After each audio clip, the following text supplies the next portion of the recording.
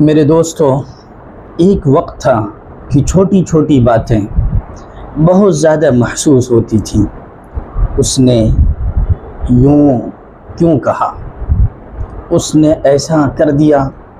خیر، وقت نے ایک بات سمجھائی کہ دنیا میں مختلف مزاج کے لوگ رہتے ہیں اور ہم سب کو اپنے مزاج کے مطابق نہیں ڈھال سکتے۔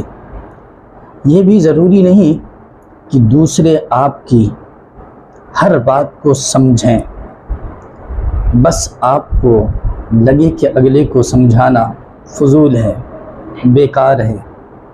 وہاں اپنے الفاظ ضائع کرنے کے بجائے خاموشی اپنائیں، چپ ہو جائیں اور مسکرا کر آگے بڑھ جائیں کہ زندگی آگے بڑھنے